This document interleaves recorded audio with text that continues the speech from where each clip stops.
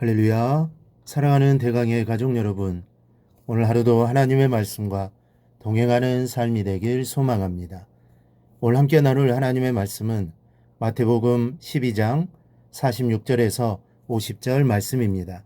예수께서 우리에게 말씀하실 때에 그의 어머니와 동생들이 예수께 말하려고 밖에 섰더니 한 사람이 예수께 여짜오되 보소서 당신의 어머니와 동생들이 당신께 말하려고 밖에 서 있나이다 하니 말하던 사람에게 대답하여 이르시되 누가 내 어머니이며 내 동생들이냐 하시고 손을 내밀어 제자들을 가리켜 이르시되 나의 어머니와 나의 동생들을 보라.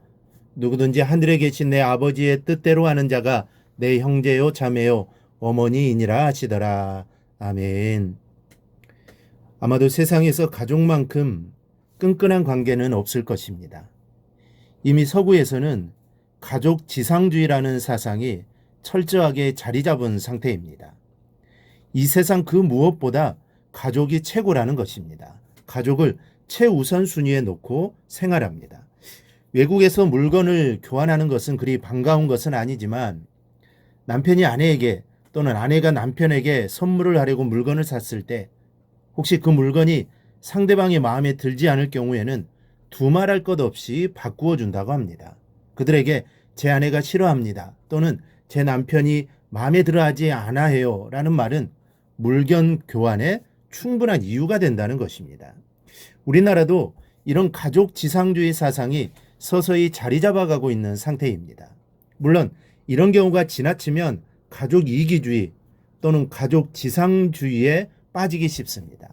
내 가족이 아니면 아무런 관심도 없이 사는 경우가 발생할 수도 있는 것입니다. 그러나 사실 우리의 현실을 보면 그 반대의 경우도 많습니다. 바로 탈가족주의입니다. 우리의 청소년들을 보십시오. 자기의 고민을 가족의 누군가에게 털어놓지 못하고 오히려 가족이 아닌 친구나 다른 사람에게 털어놓는 경우가 많습니다. 왜냐하면 가족에 대한 불신감을 가지고 있기 때문입니다. 이처럼 가족 지상주의와 반대의 경우인 탈가족주의의 모습을 다 가지고 있는 우리에게 오늘 예수님의 말씀은 대단히 중요한 말씀이 아닐 수 없습니다. 예수님은 가족에 대해 어떤 개념을 가지고 계셨을까요? 어느 날 예수님의 어머니와 동생들이 예수님을 찾아왔습니다. 마가복음에서는 그들이 예수님을 찾아온 이유를 예수님이 귀신 들렸다는 소문을 듣고 예수님을 붙들기 위해 찾아온 것으로 기록하고 있습니다. 이들은 가족일지라도 예수님의 사역 초기에는 예수님을 그리스도라고 믿지 않았습니다. 가나 혼인잔치의 기적도 함께 참석하여 경험했던 그들입니다. 또 모친 마리아로부터 그리스도의 신비스러운 출생의 비밀도 아마 들었을 것입니다. 그럼에도 그 형제들이나 친척들은 그리스도께서 행하시는 천국 사역을 헛되고 무익하고 귀신 들려 미친 짓으로 여겨 그분을 데리고 가고자 온 것입니다. 여러분, 이 세상에서 자신을 가장 올바로 이해하고 또 위로해 줄 사람이 누구이겠습니까? 바로 가족입니다.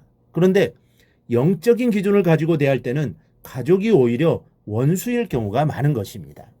사람의 원수가 자기 집안 식구리라고 주님이 직접 말씀하셨습니다. 그렇다면 가족들이 신앙의 해방꾼 역할을 하는 이유가 어디 있겠습니까? 그것은 바로 가깝기 때문입니다. 가족의 연으로 맺어진 가장 가까운 사이입니다.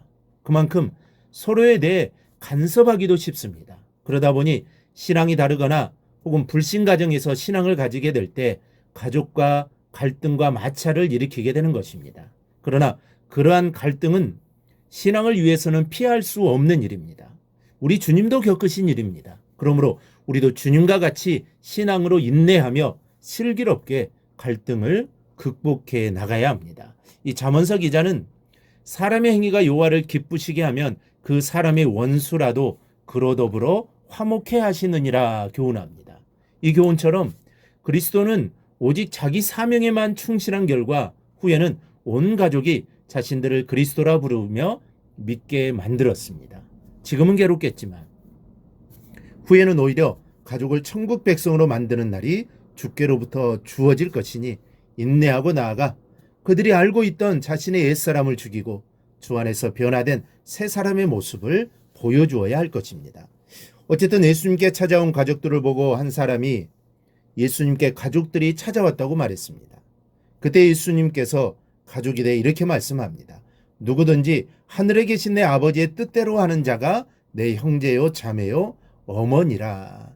이 말씀은 이스라엘이 자랑하는 육적 관계, 곧 누구누구의 자손이라는 식의 그런 가족은 중요한 것이 아님을 지적하는 말씀으로 특별히 가족 이기주의에 빠진 사람들이 되새김질해야 하는 말씀입니다. 사실 대부분의 성도들이 그리스도이면서도 내 가족, 우리 가족이 아니면 아무런 상관이 없는 것처럼 살고 있습니다. 사실 말은 형제라고 하면서도 중요한 것은 나누지 않고 성도에게는 어떤 문제가 생겼을 때는 안면을 몰수하는 경우가 얼마나 많은지 모릅니다. 그렇다고 이 말씀이 혈육을 무시하라는 말은 아닙니다. 혈육에 대한 봉사도 모르는 사람에게서 영적인 신앙의 가족에 대한 봉사를 기대할 수 없기 때문입니다. 그러므로 우리의 혈육으로 이루어진 가족은 이웃사랑을 실천하기 위한 실습장이 되어야 합니다. 그리고 하나님의 성품을 기르는 곳이요, 새로운 영적 가족 구성원으로서 살기 위한 역량을 기르는 곳이 되어야 합니다. 오늘 하루 가족을 대하는 우리의 마음가짐을 점검해 보시기를 바랍니다. 가족은 가족 구성원이 힘을 얻고 사랑하며 사는 공간이며 보호받을 수 있는 가장 기본적인 구성원이며 공간입니다. 하지만 가족은 또한 나만을 위한 가족이 아닙니다. 오히려 내 가족과 가정은 하나님의 사랑이 나를 통해 실천되는 곳입니다.